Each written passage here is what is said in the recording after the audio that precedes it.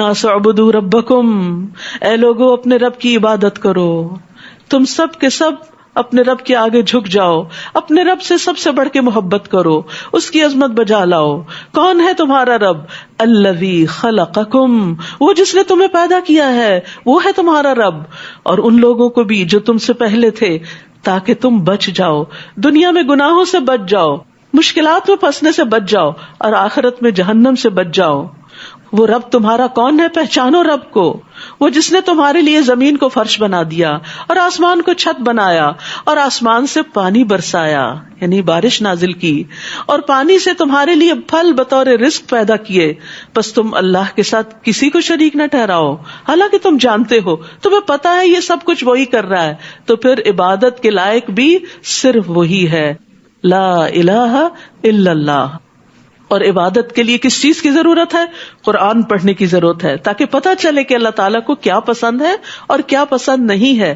کیونکہ عبادت کیا ہے؟ 4 لفظ یاد رکھیے: ظاہری، باطنی، اقوال، اعمال، جن کو اللہ تعالیٰ پسند کرتا ہے. یہ سب کچھ جاننے کے لیے کہاں سے ہمیں پتہ چلے گا؟ کس کی طرف رجوع کرنا؟ قرآن و سنت کی طرف. لیکن اس سے پہلے کہ ہم قرآن کی طرف رجوع کریں، اللہ تعالیٰ نے قرآن کی اتھینٹسٹی کو اسٹیبلش کر دیا، چیلنج کر دیا. فرمایا، اور اگر تمہیں اس قرآن میں کوئی شک ہے جو ہم نے اپنے بندے محمد صلی اللہ علیہ وسلم پر نازل فرمایا، تو اسی طرح کی ایک سورت تم بھی بنا لاؤ، اور اللہ کے سوا اپنے گواہوں یعنی مددگاروں کو بھی بلا لو اگر تم سچے ہو. پھر اگر تم نے ایسا نہ کیا، اور تم ہرگز نہ کر سکو گے، اس قرآن جیسی کوئی چیز نہیں بنا سکتے، چیلنج ہے، تو بچو اس آگ سے جس کا ایندھن انسان اور پتھر ہیں. کیونکہ اگر قرآن کے بغیر زندگی بسر کی اور اللہ کو ناراض کر کے گئے تو پھر انجام بڑا بھیانک ہے. بہت شدید آگ ہے جس کا ایندھن انسان اور پتھر ہیں، جو کافروں کے لیے، انکار کرنے والوں کے لیے تیار کی گئی ہے.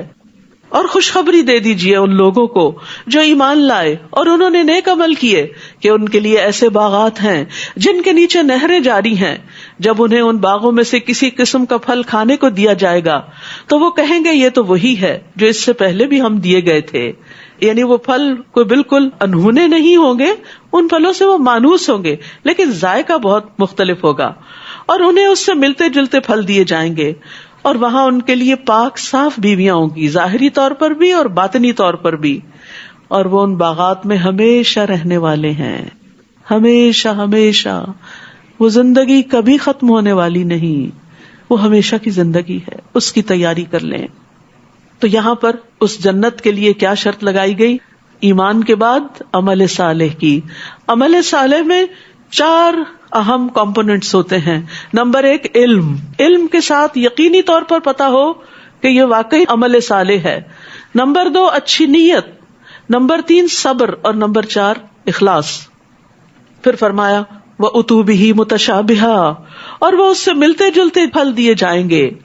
یعنی جنت کے پھل اگرچہ رنگ اور منظر میں ایک دوسرے کے مشابہ ہوں گے لیکن ذائقہ فرق ہوگا. یہ قرآن ایک عظیم کتاب ہے. اللہ سبحانہ تعالیٰ نے اس کو بندوں کے لیے آسان کر دیا ہے. یہ اللہ کا کلام ہے لیکن بندوں کی سمجھ میں آنے والا ہے. آج آپ دیکھیں دنیا میں کہ جو لوگ اکیڈیمیا سے تعلق رکھتے ہیں وہ بڑی مشکل زبان میں باتیں کرتے. جو جتنا زیادہ سپر نالج رکھتا ہے اتنی زیادہ مشکل باتیں کرتا ہے. لیکن اللہ سبحانہ تعالیٰ جو رب العالمین ہے وہ بندوں سے ایسی زبان میں بات کرتا ہے جو بندوں کی سمجھ میں آنے والی ہے. اور اسی لیے اس نے قرآن مجید میں ہر طرح کی مثالیں بیان کی. تو جب کفار اس کتاب جیسی کوئی چیز نہ لا سکے، اس جیسی کوئی صورت نہ لا سکے، تو قرآن میں نقص نکالنے لگے کہ اس میں یہ مثال کیوں دی گئی، وہ مثال کیوں دی گئی. تو اللہ تعالیٰ نے سب سے چھوٹی چیز کی مثال دے کر بات فرمائی کہ بے شک اللہ اس سے نہیں شرماتا کہ وہ مادہ مچھر یا اس سے اوپر کسی چیز کی مثال بیان کرے. پھر جو لوگ ایمان لائے ہیں وہ جانتے ہیں کہ وہ ان کے رب کی طرف سے سچ ہے. یعنی ایمان لانے والوں کے سامنے چھوٹی سی چھوٹی چیز کی بھی مثال دی جائے تو وہ اس پر خوش ہوتے ہیں کہ یہ ہمارے رب کی طرف سے ہے. اور جن لوگوں نے انکار کیا وہ کہتے ہیں کہ اس مثال سے اللہ کی مراد کیا ہے. ان کو نہیں سمجھ آتی کیونکہ دلوں پہ پردہ جو پڑ گیا ہے. اللہ اس سے اکثر لوگوں کو گمراہ کرتا ہے اور اسی سے بہت سے لوگوں کو ہدایت بخشتا ہے. اور وہ اس مثال سے گمراہ کرتا بھی ہے تو صرف فاسقوں کو. تو گویا بندوں کے گمراہ ہونے میں ان کی اپنی وجہ ہے، اپنا قصور ہوتا ہے.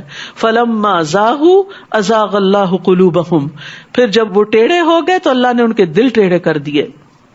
تو جو شخص رب کے حکم پر سر تسلیم خم کرتا ہے اللہ تعالیٰ اس کو ہدایت کی توفیق عطا کرتا ہے. اس کے برعکس فاسقوں کو اللہ ہدایت نہیں دیتا جو اللہ کی باؤنڈریز کو توڑ کر اپنی خواہشات کے پیچھے دوڑ پڑتے ہیں.